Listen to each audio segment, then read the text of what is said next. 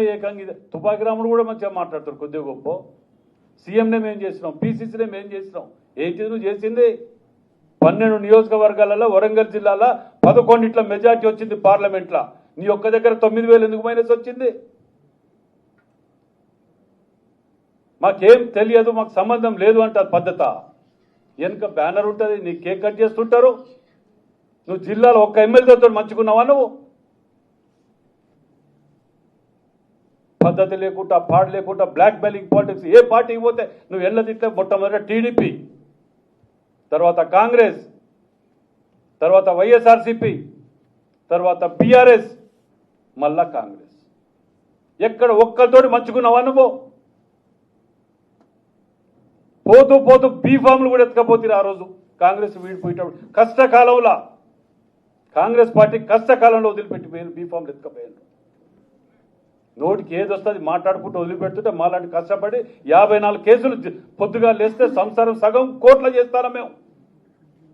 అయినా మీకు మంత్రి పదవులు ఇచ్చి ఇచ్చేస్తే మీరు ఇచ్చే గౌరవం ఇదా?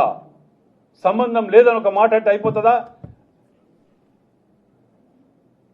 అధిష్టానం కూడా ఉంటే ఉన్నది, ఏది పోతే పోయింది. కానీ ఇలాంటి వాటిని క్షమించుకుంటూ పోతే మాత్రం మాకు కూడా ఓపికలు అన్నిటి పోతుంటాయి. మాకు కూడా ఇది లేకుండా పోతున్నది. ప్రజలకు విశ్వాసం కోల్పోయే పరిస్థితులు వస్తున్నాయి. దీని అడ్వాంటేజ్ తీసుకొని బీఆర్ఎస్ దొంగలు ఇటు పెట్టుకొని ఆడనో బీజేపీ వాడో క్యాన్సిల్ చేస్తాడు టూరు సీఎం గారిది పర్మిషన్ ఇవ్వమని. వీడో ఏం చేస్తాడు ఇక్కడ కూర్చొని, ఇక్కడ మొత్తం అత్యవసరంగా అధిష్టానం ఏదో జరిగిపోతుంది కాబట్టి వెనకకు పిలిచాడు వీడంట అంటాడు. అసలే దొంగల ముఠ ఇది. పొద్దుగా లేస్తే దోసుక తిని ఇది చేసుకొని మనం ఇది చేస్తుంటేనే ప్రజలు నమ్ముకుంటే మనకు పట్టం కట్టారు. పోనీ నువ్వు చెప్పిన 200 కోట్లు అన్నావు అటా, పేపర్లు వచ్చిందట. ఇదా మీ సంస్కృతి? చెప్పు, ఎక్కడో చూపి ప్రూవ్ చేయి. ఇంకా ప్రెస్ మీట్ కౌంటర్లు పెడితే రోడ్డు మీదకి వచ్చి మాట్లాడతా, ఇవి తీస్తా, అవి ఏంటిది? రమ్మని అడుగుతున్నాం కదా. ఏదో గాడుపుల బాణాలేసి పార్టీని అవమానపరచడానికి దీని వెనుక ఎవరికి 2 తీర్ల కుట్రాలు ఉన్నాయి. ఒకటి బీజేపీ, బీఆర్ఎస్, ఇంకెవరో పార్టీది ఉంటుంది దీని వెనుక.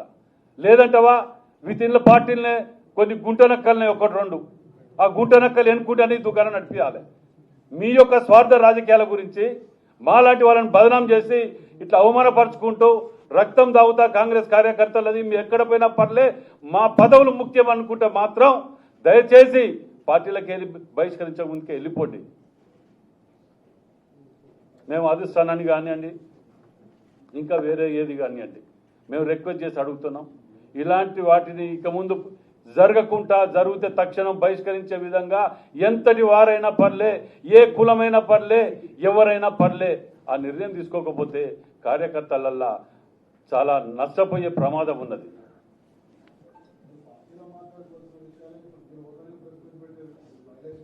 ఇది మేము మాట్లాడే దేనికి అధిష్టానాన్ని కూడా చెప్తున్నాం. మేము దీని మీద చెప్తున్నా, ఆల్రెడీ చెప్తున్నా వాటికి కూడా. ఎందుకంటే ఇదివరకు 3 సార్లు పీసీసీకి పోయి ఇచ్చినాం కదా, మీరు చూడలేదా? మీ అందరి సమక్షంలో ఇచ్చినాం కదా. పెద్ద మనసుతోటి క్షమించి వదిలిపెట్టిండ్రు 1, 2 అని 100 ఉంటే ఇచ్చేయటానికి ఇంకెన్నిసార్లు క్షమించాలి? ప్రతి మాటకి ఇదేనా? దానికో లిమిట్ ఉంటుంది, పద్ధతి ఉంటుంది. అది కూడా చెప్పినాం. అప్పుడు కూడా మేము స్పందించినాం. మీరు విన్నారో లేదో కానీ మేము అప్పుడు కూడా స్పందించినాం. మేము వ్యతిరేకంగా పోయి రోడ్డు మీద కూర్చొని మాట్లాడినాం. అక్కడ మునుగోడు బై ఎలక్షన్లో కూడా పోయి లొల్లి పెట్టుకొని వచ్చిన వాడ. ఇట్లాంటి వాళ్ళని ఉంచొద్దని ఎవరే కానీ. నేను అదే మళ్ళీ చెప్తున్నా, ఎవరు ఖండించరు ఎవరు లేదు అనేది నాకు కడుపు కాలేదు, నేను ఖండిస్తానా? తప్ప చెప్పండి మరి. అది కూడా తప్పంటే ఎట్లా?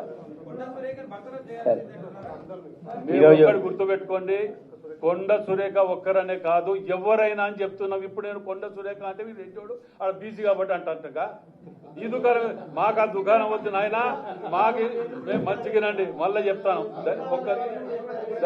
దయచేసి ఒక్క నిమిషం వినండి.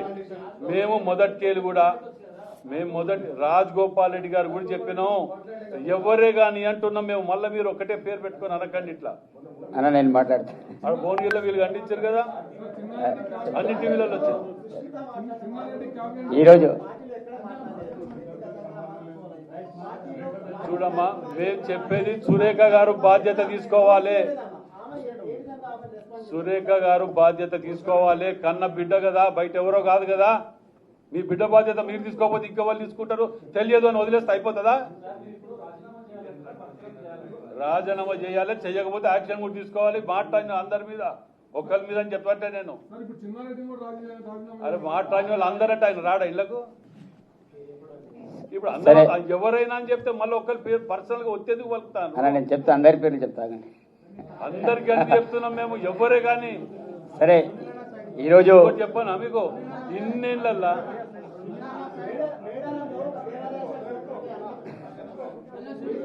ఈరోజు మీడియా మిత్రులకి అందరికీ కూడా నమస్తే. మేము ఇక్కడ వచ్చిన మా విప్ కావచ్చు, అదేవిధంగా మా ఎమ్మెల్యేలు కావచ్చు, ఎమ్మెల్యేస్ కావచ్చు, మేమంతా కూడా ఇక్కడ మాట్లాడి రావడం అనేది జరిగింది. ఏదో ఇండివిజువల్ నిర్ణయాలు కావు.